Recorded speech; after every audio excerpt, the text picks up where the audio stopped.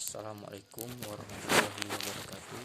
Kami kelompok 4 akan mempresentasikan akhlak kepada lingkungan. Yang pertama, akhlak kepada lingkungan. Manusia adalah makhluk sosial yang tidak bisa berdiri sendiri tanpa bantuan orang lain dan tentu hidup dalam sebuah lingkungan. Berbicara tentang lingkungan berarti tidak terlepas dari perilaku manusia dalam kehidupan sehari-hari. Manusia membutuhkan kerukunan, kedamaian, serta ketentraman. Salah satu langkah manusia agar hidup damai dalam sebuah lingkungan adalah dengan menanamkan nilai-nilai akhlak dalam diri kita. Akhlak yang baik terhadap lingkungan adalah ditunjukkan kepada penciptaan suasana yang baik, serta pemeliharaan lingkungan agar tetap membawa kesegaran, kenyamanan hidup tanpa membuat kerusakan dan polusi sehingga pada akhirnya akan berpengaruh terhadap manusia itu sendiri yang menciptanya. Agama Islam adalah agama yang sempurna, mengatur seluruh dimensi hubungan manusia dengan alam lingkungan. Islam mengajarkan dan menetapkan prinsip-prinsip atau konsep dasar akhlak bagi manusia tentang bagaimana bersikap terhadap alam lingkungannya. Ini merupakan wujud kesempurnaan Islam dan salah satu bentuk nikmat dan kasih sayang Allah yang tidak terbatas. Quran Surat Al-Ma'idah ayat 3 yang artinya, pada hari ini aku sempurnakan untukmu agamamu, aku limpahkan atas kamu nikmatku, dan aku ridhoi Islam sebagai agamamu. Prinsip Islam selalu menyeimbangkan semua hal dalam kehidupan manusia. Islam tidak mengizinkan manusia untuk lebih atau hanya memperhatikan satu sisi dengan menghabiskan sisi lainnya. Ini bisa terwujud dalam prinsip atau nilai-nilai Islam karena ia terbebas dari kekarangan hawa nafsu dan diciptakan oleh Sang Pencipta manusia, Zat yang membuat hidup mereka mulia, mendapatkan rahmat dan hidayah demi kebaikan mereka di dunia dan di akhirat. Sikap Islam dalam memperhatikan alam lingkungan bertujuan demi kebaikan manusia baik di dunia maupun di akhirat. Sesuai prinsip berikut ini, bahwa di sisi Allah manusia adalah makhluk yang mulia. Allah telah menundukkan semua yang ada di langit dan di bumi untuk memudahkan manusia. Firman Allah Quran Surat Al-Isra ayat 70 yang artinya, dan sungguh telah kami muliakan anak-anak Adam, kami angkut mereka di daratan dan di lautan, kami beri rezeki dan dari yang baik-baik, dan kami lebihkan mereka dengan kelebihan yang sempurna atas kebanyakan makhluk yang telah kami ciptakan. Quran Surat Al-Isra ayat 70. 2.2 Kemuliaan manusia di sisi Allah. Kemuliaan yang diberikan Allah kepada manusia adalah bentuk yang indah, kemampuan untuk berbicara, free will, dan kemampuan berjalan di muka bumi, di udara, di lautan, dengan berbagai bentuk kendaraan. Di samping itu mereka juga mendapatkan anugerah rizki yang berlimpah berupa makanan yang lezat dan baik. Ditambah lagi keutamaan akal, pikiran, wahyu, rasul, dan lainnya, serta kemuliaan dan karomah jika taat kepada Allah. Diriwayatkan oleh Imam Ahmad, At-Tirmizi, Ibnu Majah, Al-Hakim dengan sanad mereka dari Abu Hurairah radhiyallahu anhu bahwa Rasulullah SAW bersabda, yang artinya setiap anak Adam pasti berbuat kesalahan dan sebaik-baik orang yang berbuat kesalahan adalah mereka yang bertaubat. Jadi Islam mengakui dan perhatikan realitas umat manusia lalu memberikan petunjuk bagaimana seharusnya mereka berperilaku dalam kehidupan ini demi mewujudkan kebaikan dan kemaslahatan di dunia dan akhirat. Kemudian etika berasal dari bahasa Yunani kuno. Kata Yunani atau ethos dalam bentuk tunggal mempunyai banyak arti. Tempat tinggal yang biasa, padang rumput, kandang, kebiasaan, adat, akhlak, perasaan, cara berpikir. Dalam bentuk jamak, taeta yang artinya adalah adat kebiasaan. Dan arti terakhir ini menjadi latar belakang terbentuknya istilah etika yang oleh filsuf Yunani besar Aristoteles atau 384 sampai 322 sebelum Masehi. sudah dipakai untuk menunjukkan filsafat moral. Jadi jika membatasi pada asal-usul kata ini, maka etika adalah ilmu tentang apa yang biasa dilakukan atau ilmu tentang adat kebiasaan. Dalam referensi lain, dikatakan bahwa etika adalah ilmu yang mempelajari atau menjelaskan arti baik dan buruk. Berkaitan dengan akhlak pada lingkungan, menurut etika dapat dijelaskan bahwa etika menurut Kamus Umum Bahasa Indonesia yang lama, Purwadarminto, sejak 1953, arti etika adalah yang pertama, ilmu tentang apa yang baik dan apa yang buruk tentang hak kewajiban moral. Yang kedua, kumpulan asas atau nilai yang berkenaan dengan akhlak. Yang ketiga, nilai yang benar dan salah yang dianut suatu golongan atau masyarakat. Secara singkat, etika sangat erat kaitannya dengan prinsip-prinsip moral, yang perbuatan yang mengandung unsur kebaikan dan manfaat.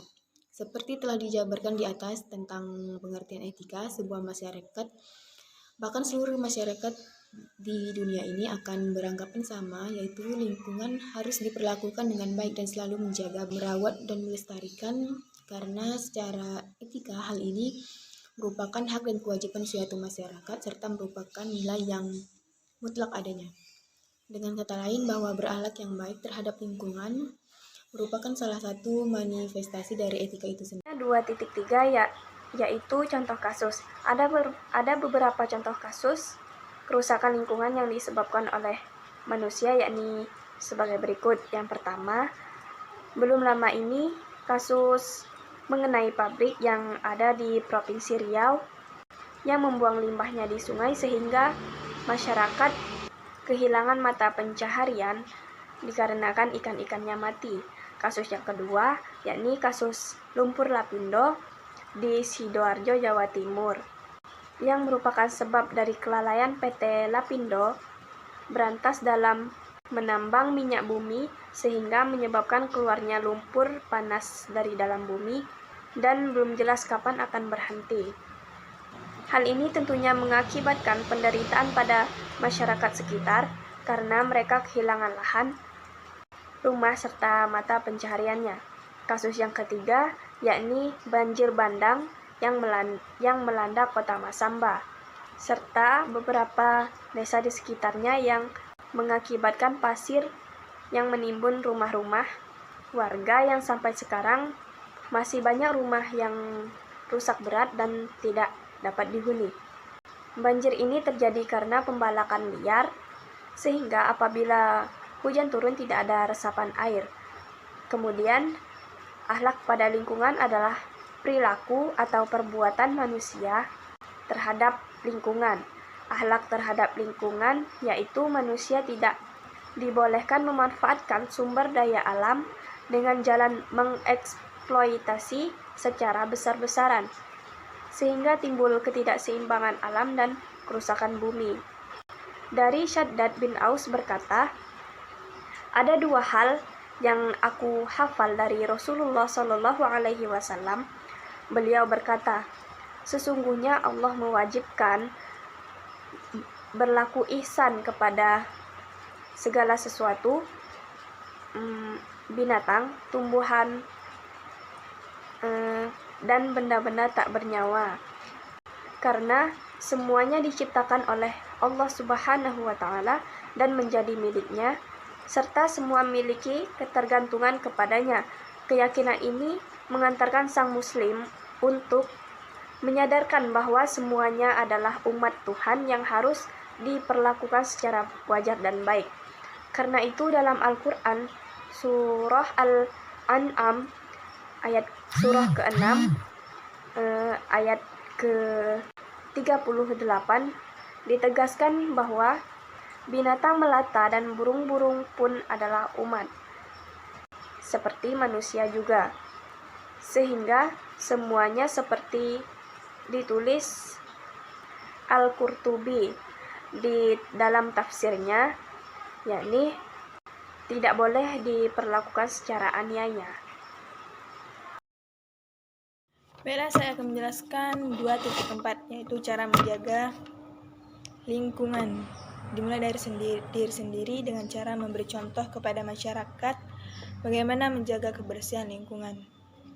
selalu libatkan tokoh masyarakat yang berpengaruh untuk memberi pengarahan kepada masyarakat akan pentingnya menjaga kebersihan lingkungan. Sertakan para pemuda untuk ikut aktif menjaga kebersihan lingkungan. Perbanyak tempat sampah di sekitar lingkungan masyarakat. Pekerjakan tugas kebersihan lingkungan dan sosialisasikan kepada masyarakat untuk terbiasa memilah sampah rumah tangga menjadi sampah organik dan non-organik, dan pelajari teknologi pembuatan kompos dari sampah organik yang dapat dimanfaatkan kembali untuk pupuk. Dengan cara membuat souvenir atau kerajinan tangan dengan memanfaatkan sampah. Atur jadwal untuk kegiatan kerja bakti membersihkan lingkungan.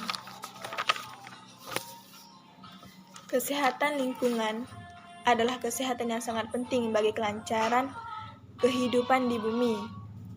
Karena lingkungan adalah tempat di mana pribadi itu tinggal. Lingkungan yang sehat dapat dikatakan sehat apabila sudah memenuhi syarat-syarat lingkungan yang sehat. Kesehatan lingkungan yaitu bagian internal ilmu kesehatan masyarakat yang khusus menangani dan mempelajari hubungan manusia dengan lingkungan dalam keseimbangan ekologis. Jadi, kesehatan lingkungan merupakan bagian dari ilmu kesehatan masyarakat. Berikut tips untuk menjaga, memelihara lingkungan agar tetap sehat. 1. Buanglah sampah pada tempatnya. 2. Biasakan membersih rumah-rumah Anda. 3. Membersihkan selokan-selokan.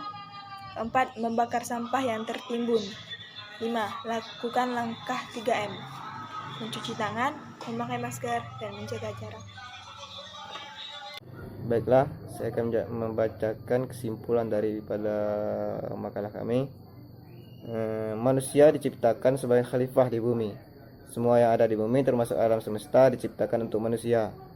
Seharusnya kita menyadari bahwa Allah menciptakan flora dan fauna untuk kemanfaatan manusia. Seperti halnya dengan mengambil manfaat dari buah-buahan. Karena itu kita harus menjaga dan melestarikannya. Jangan sampai kita membuat kerusakan terhadap flora dan fauna. Dia, Allah, menundukkan untuk kamu semua yang ada di langit dan di bumi semuanya sebagai rahmat darinya. Quran Surah Al-Jasiyah ayat 43 surat 13. Ini berarti bahwa alam raya telah ditundukkan Allah untuk manusia. Manusia dapat memanfaatkannya dengan sebaik-baiknya. Cara memelihara kebersihan lingkungan dimulai dari diri sendiri dengan cara memberi contoh kepada masyarakat bagaimana menjaga kebersihan lingkungan. Selalu libatkan tokoh masyarakat yang berpengaruh untuk memberikan pengarahan kepada masyarakat akan pentingnya menjaga kebersihan lingkungan. Sertakan para pemuda untuk ikut aktif menjaga kebersihan lingkungan. Perbanyak tempat sampah di sekitar lingkungan Anda. Pekerjaan petugas kebersihan lingkungan dengan memberi imbalan yang sesuai setiap bulannya. Sosialisasikan kepada masyarakat untuk terbiasa memilah sampah rumah tangga menjadi sampah organik dan non organik. Cara-cara pemeliharaan lingkungan yang pertama, tidak mencemari air dengan membuang sampah di sungai. Kedua, mengurangi penggunaan kendaraan bermotor. Ketiga, mengolah tanah sebagaimana mestinya.